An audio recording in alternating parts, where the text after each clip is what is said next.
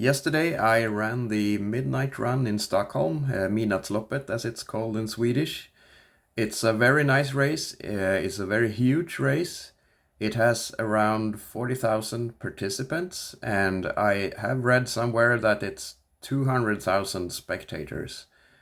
Throughout the course it has a lot of light shows, a lot of sound shows. It's a party atmosphere, you can say.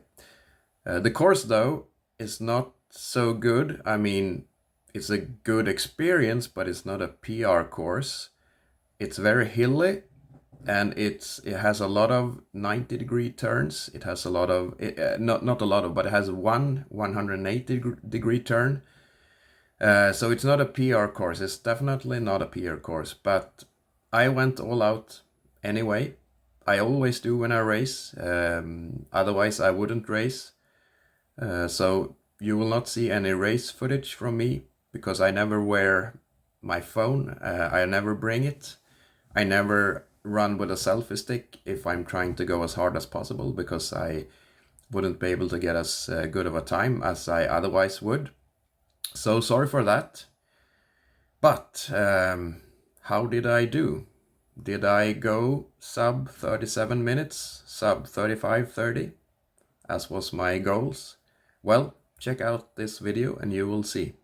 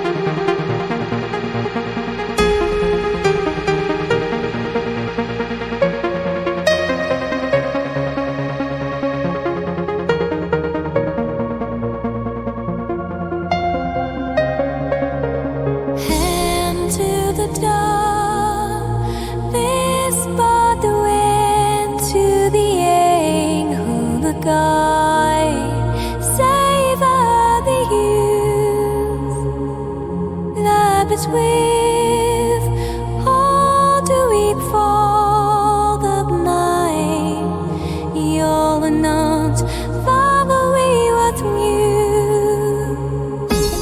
And now, save me on, and you'll savor of the waves. Come stay for each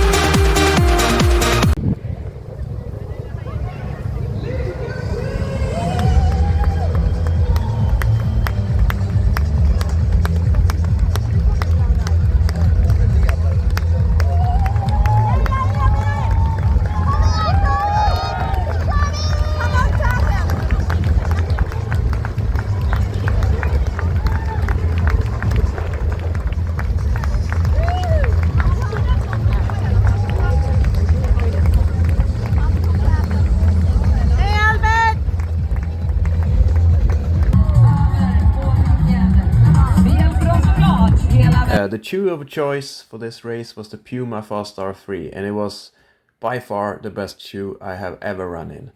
Better than all the models I have listed on this screen.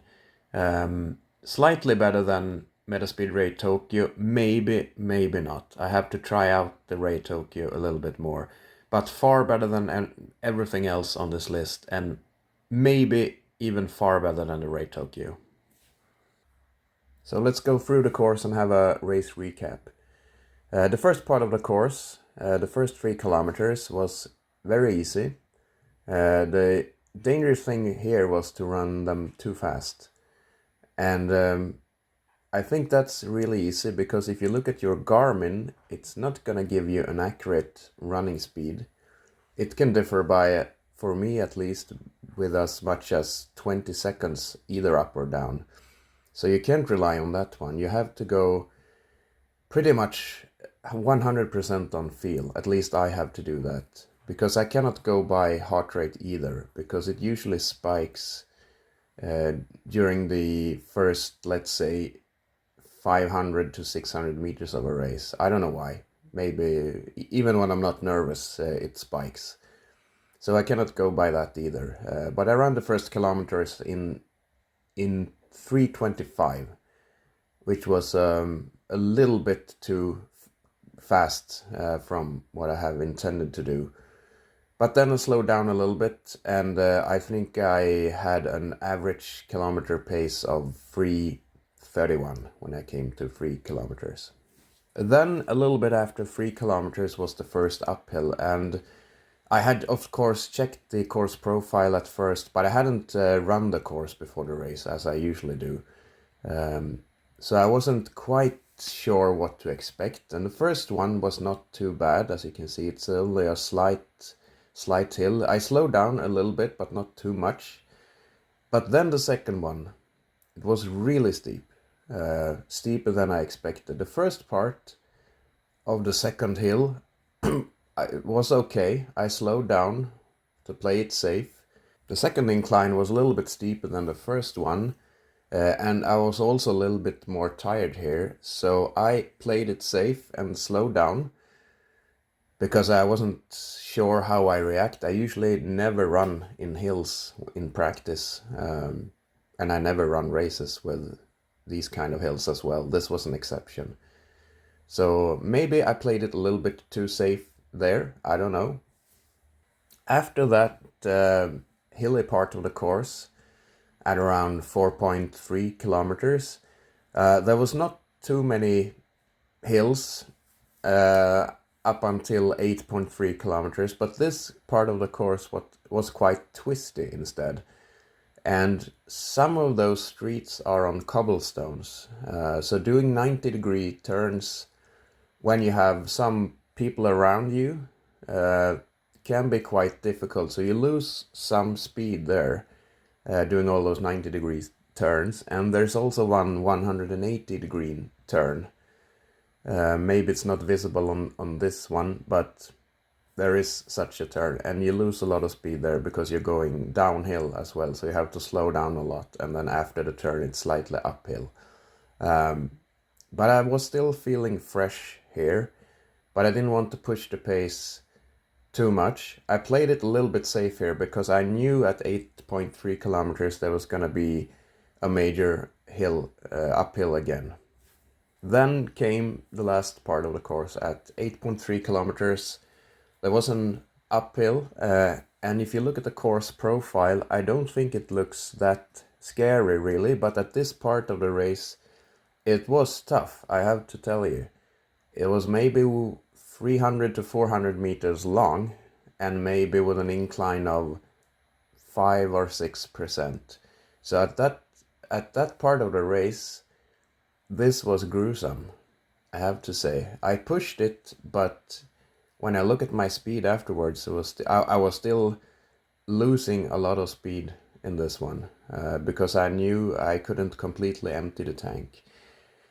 Then once you got to the top of that hill, it was downhill, and this was even steeper than the uphill. This must have been maybe 9% decline. And this one was on cobblestones. So here you really had to look where you placed your feet. You know, I was really anxious here of twisting an ankle or something like that. And then towards the end of that downhill, there was a 90-degree turn. And then only a short straight and then another 90-degree turn at about 9 kilometers. But after that, you were pretty much in the clear for the finish line, and you knew you had no more uphills.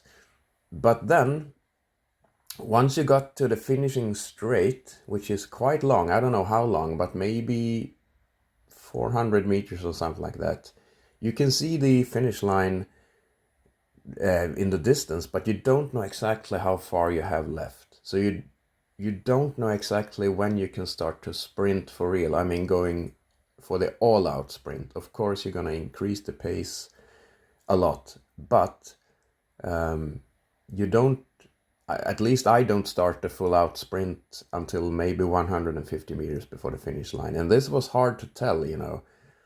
It was hard to tell how far you had to go left. But I think I finished strong. But to sum it up, it was a pretty good race. As you can see here, I finished in 36:42, which is my best performance so far in my running career, even though it's 1 minute behind, almost 1 minute behind my 10K PR. But you need to think about that this course was actually very twisty and very hilly. And I have read that if you're running at my speed, you should add on at least 90 seconds to your time to get a comparable time. So if you would reduce my time with 90 seconds, you would end up in the low 35, which is a lot better than my PR. So I'm very happy with this performance. Of course, you cannot know for sure what time you really would have got. When you run a hilly course, if it would have been no hills, what time would I have got? You never know. But I will do a time trial on 5K, and then I will maybe run another 5K race in 2 weeks from now. So then I will know how good I really am. I finished in 91st place, and also I finished 5th in my age group. It says 3 here on the screen, but if you look in the next age group, 50 to 55, there was 2 people that had a better time than me. So if you go by people over 45 years old, I was 5th, which is pretty good in such a huge race as this.